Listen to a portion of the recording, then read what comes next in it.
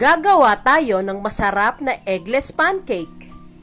Ang budget-friendly na pancake at pwede ring pang negosyo.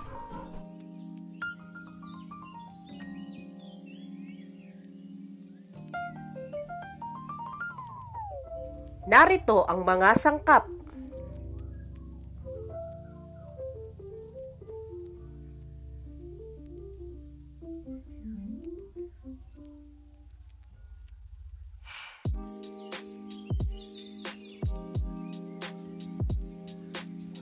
Isali ng ibap sa isang lalagyan.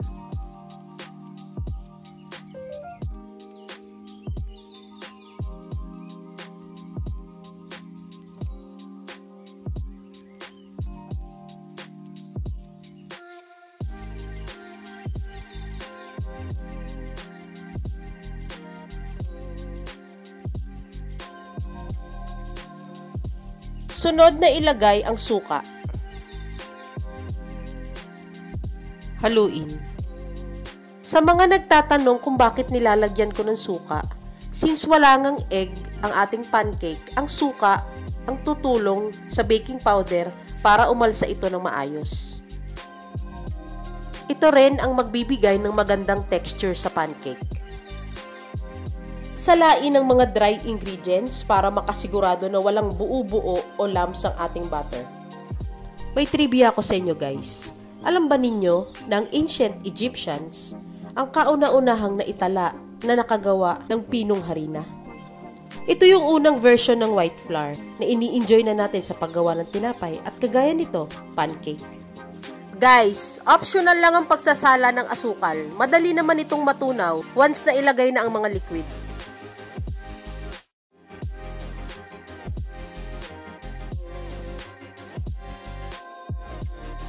Ay siya, napapagod na ako. Ilagay ko na lang. Pwede na nating ilagay ang evap na may halong suka. Dahan-dahan lang ang buhos ng evap para hindi tayo mahirapan sa paghahalo. Napapaisip ba kayo kung saan nagmula ang salitang evaporated milk? Ang evaporated milk ay galing sa fresh milk na ininit para 60% ng water content nito ay mag-evaporate. Kaya, tinatawag siyang evaporated milk.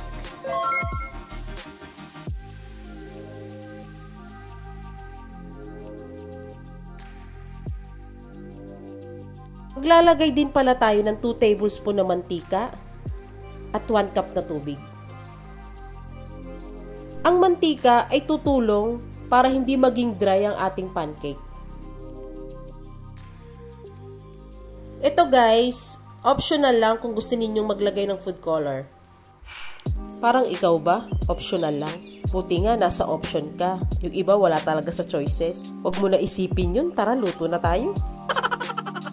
Gumamit ako ng 1/4 cup para magiging pare-parehas ang laki ng ating pancake. Guys, take note pala. Pahiran natin ng mantika ang kawali para hindi manikit ang pancake at madali natin itong mabaliktad. Sa pagluluto ng pancake, huwag tayong nagmamadali. Hintayin nating maging tuyo ang ibabaw o may bubbles na bago natin baliktarin para hindi ma-deform at bilog na bilog talaga ang ating pancake. Parang relasyon lang yan eh. Masarap pumasok sa isang relasyon na kusa lang, hindi pinilit. Yung tamang-tama lang ang pagkakaluto. Ganito yung sinasabi ko sa inyo guys bago nyo baliktarin ang pancake. Dapat meron na siyang bubbles sa ibabaw at ang mga gilid ay tuyo na.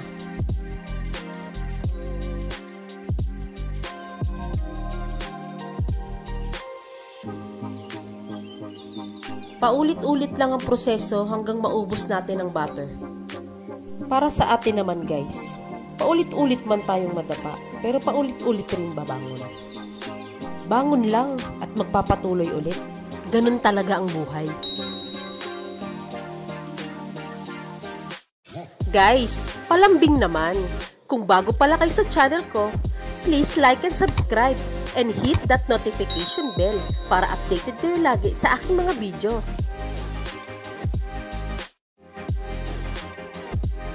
Kapag luto na ang mga pancake, ay maaari natin itong pahiran ng margarine sa ibabaw at lagyan ng asukal.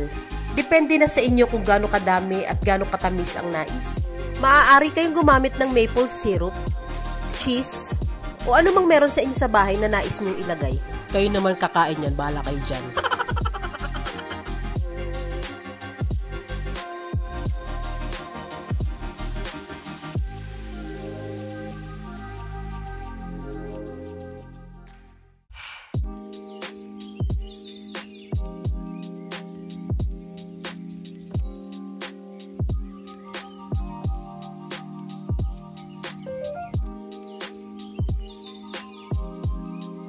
Guys, kung may mga request pala kayong mga recipe, comment down na lang at susubukan natin gawin yan.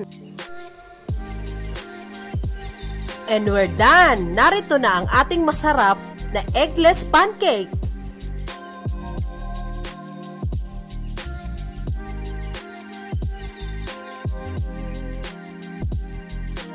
Hanggang sa muli!